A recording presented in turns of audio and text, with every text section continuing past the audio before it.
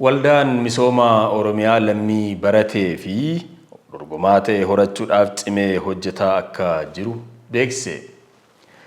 Manni barumsaa bultii addaa waldichaatiif deeggarsi maallaqaa fi akaakuu miiliyoona 20 olii kennameera. Ayyaana Cimdeessaa odeeffannoo kana bal'ina isaanitti hima. Waldaan misooma Oromiyaa mana barumsaa Adaamaa fi Bishooftuudhaa qabutti barattoota 800 ol barsiisaa jira. Damee Bishooftuutti kutaa 9 fi 10, damee Adaamaatti kutaa 11 fi 12 barsiisa. Manni barumsichaa deeggarsa qaamolee garaagaraa irraa yeroo adda addaatti argatuun barattoota isaa gargaara. Godinaaleen 12 birrii miiliyoona 10 tuqaajaa, xaafii kumtaala 900, sukkaara kumtaala 50, sangoota 6 walumatti deeggarsa birrii miiliyoona 22 ta'uu mana barumsaa bultii addaa waldaa misooma Oromiyaa damee Bishooftuuf gumaachaniiru.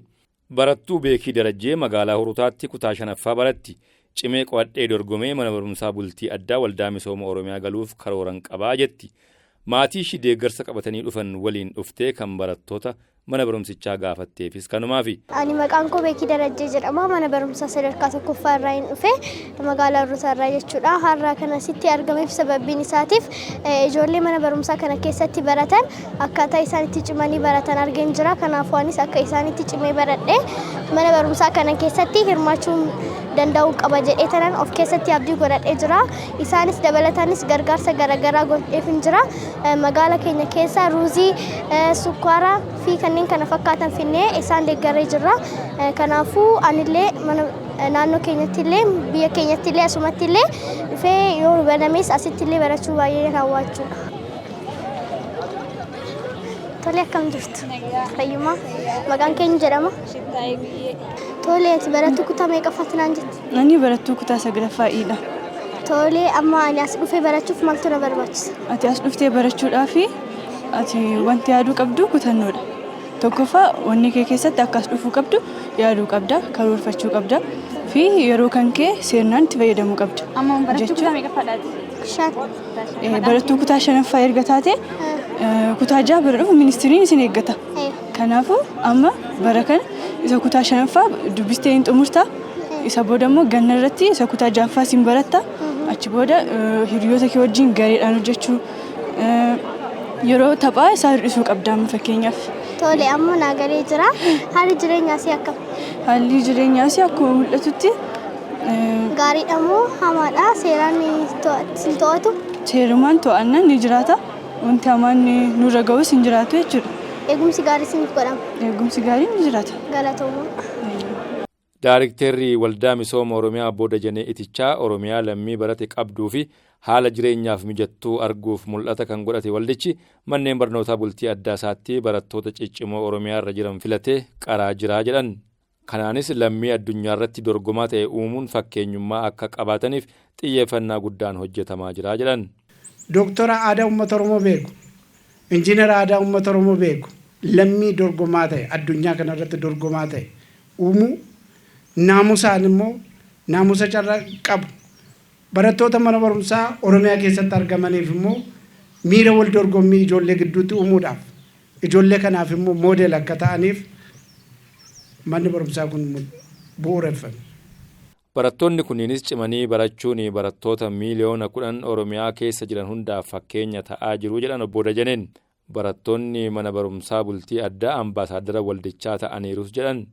Fakkeenya ijoolleen keenya naamusa isaaniitiin dandeettii isaaniitiin akka Oromiyaa qofa miti barattoonni waldaa misooma Oromiyaa akka biyyaatti yuunivarsiitii isaan keessa jiran keessatti naamusaa fi dandeettii isaaniitiin beekamoo fi kabajamoodha. Iddoo deeman hundatti maqaa waldaa isaanii kan waamsisan ijoollee addunyaa kanarra jiranis kan dursan naamusa isaanii fi dandeettii isaaniitiin kan dinqisiifamanidha.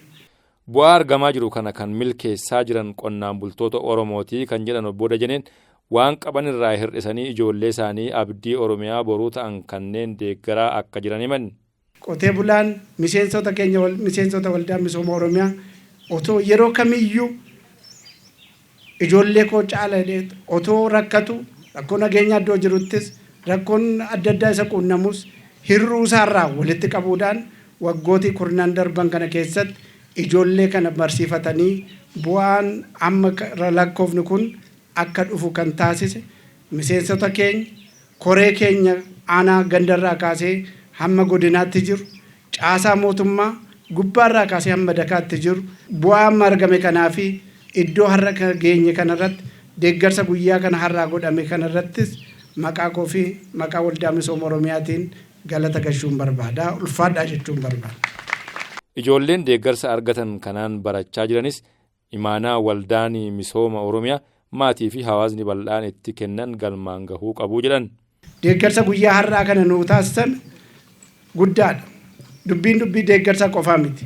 Dubbiin ijoollee mana barumsaa kana keessa jirutti waa barsiifachuus, hojii tola ooltummaa, duudhaa wal gargaarsaa waan facaafanne hammanna ijoollee keenyaa waa gaarii hojjennee isaan immoo waa gaarii nurraa baratanii isa kana laalanii boroo hawaasa isaanii akka tajaajilaniif ergaa guddaa akka inni qabaatu guddaa deeggarsa kanarraa ijoolleen keenyas akka baratan abdii guddaan qaba.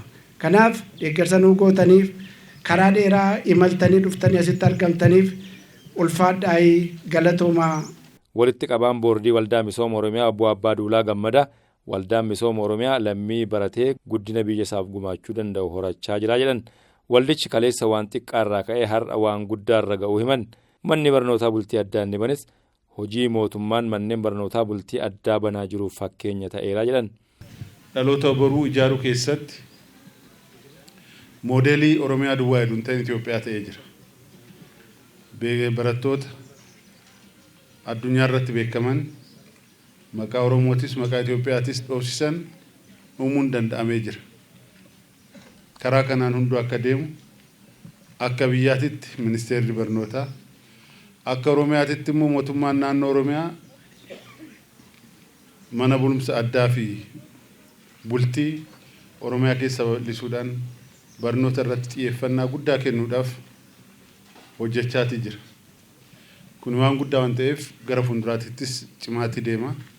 Cimina kanaaf immoo galateeffamuu tan qabu hundaa ol uummata Oromooti na galateeffadha. Lafeen dugdaa mana barnootaa kanaa qonnaan bultoota Oromooti. Aanaaleen ofiifuu nyaataan of hin dandeenye mana barumsaa kana deeggaraa jiru hundaafuu galatatu malaa jedhan Abbaa Duulaan. Deeggarsi mana barnoota Oromiyaa addaa kanaaf dhufe uummanni Oromoo qonnaan bulaan Oromoo waan irraa hafee fedhuun ta'in kaayyoo kana waan deeggaruuf aanaa tokko tokko dubbatan ganaa nyaatan aanaa of hin dandeenye baay'ee jira. Ganaa misooma guddaa aanaaloonni hojjechuu qaban baay'ee jira. Garuu immoo tan qaban irraa walitti qabaniit manneen barnootaa kun cimuu akka qaban deeggaramuu akka qaban ijoolleen Oromoo asittan baratan kun bitanii akka nyaanne deeggarsaan akka nyaatan gochaatii jiru. Barattoonni mana barumsichaas ba'aa guddaa ofirraa akka qaban himaniiru. Egereen biyya kanaas isaan harka akka jiru dubbatan. Barattoonni as dhuftanii barattan ba'aa guddaa ofirraa qabdu. Ba'aan ofirraa qabdan ba'aa uummata Oromooti. Ba'aa mataa keessanii, ba'aa maatii keessanii duwwaa hedduun ta'in ba'aa uummata Oromootu ofirraa qabdu. Uummata Oromoo duwwaadhaan hin dhaabbatu. Ba'aa Itoophiyaatu ofirraa qabdu. Deeggarsi kun deeggarsa duwwaa miti. Tokkummaa Oromoo cimsaatii jira. Tokko akka ta'an godhaatii jira. Akkuma deeggarsa kana gootan, akkuma kanaaf halkanii guyyaa hojjettan, nageenya fi tokkummaa keenyas eeguudhaaf halkanii guyyaa hojjedhaa. Hunda keessanuu hin galateeffannaa, waggaa dhufu immoo eebbarratti ol agarra. Ulfaadhaa galatoomuu. Qaamoleen deeggarsa kanneen godinaalee Oromiyaa garaagaraa irraa qabatanii dhufanis barattoonni mana barumsichaa abdii keenya waan ta'aniif deeggarraa jedhan. Maqaan koo Hirphaa Dammishaan jedhama. Kanan dhufe godina Shawaa Lixaa magaalaa Amboorraatii. Nuti kan gara mana barumsaa bultii addaa waldaa misooma Oromiyaa kana dhufnee fi qotiyyoo 6 fi xaafii midhaan kumtaala 240 kan nuti finnee gara mana barumsaa kana finnee dhufne jechuudha. Maqaan koo Battee Gammachuu tan jedhama. Kanan irraa dhufe godina Shawaa Bahaa Aanaa Dugda. Yaa barattoota keenya mana barumsa bultii addaatti barataa warra jiraniif xaafii maanyaa qabnee finnee jechuudha. Maanyaadhaan dhufne kuntaala 30, xaafii adii barattoota teenya warra asitti barataa jiraniif qaxaloota asitti barataa jiran kanaaf xaafii finna bara baraan yaa'u waanuma kana go'aa jirra gammachuudhaan finne jechuudha. Zariyuun Baalchaan jedhama. Bulchiinsa magaalaa Mataa Hararraa dhufe itti gaafatama waajjira faayinaansii mallaqaati. Kanaan duras yeroo baay'eef deddeebiidhaan waan kana deeggarsa gochaa turre. Har'a immoo har'atti xaafii kuntaala 10 qabannee dhufne jechuudha akka bulchiinsa magaalaa Mataa Hararratti. Maqaan kee Aadde Madiinaa Qumbiin jedhama. Godina Arsii bulchiinsa magaalaa Hurutaa irraa hin dhufne. Nuti har'a deeggarsa barattoota bultii addaatti baratan kana kan damee bishooftuuf jiran finnee dhufne. Akka godinaatti qarshii miliyoona 3,200 dhufe. Akka bulchiinsa magaalaa keenyaattis nuti guyyaa har'aa kana qarshii akka godinaatti dhufeen dabalata daakuu, ruuza, zayitaa fi sukkaara finnee dhufne jechuudha. Dabalataan jechuudha. Barattoota kana qarshiin qofaa miti akaakuunis dhufnee deeggaruu qabna waan ta'eef barattoonni kun egeree biyya kanaati. Manni barumsa bultii addaa waldaa misooma Oromiyaa kun hundeeffame bara 2006 irraa kaasne akka godina keenyaatti itti fufinsaanidha kan nuti deeggaraa turre.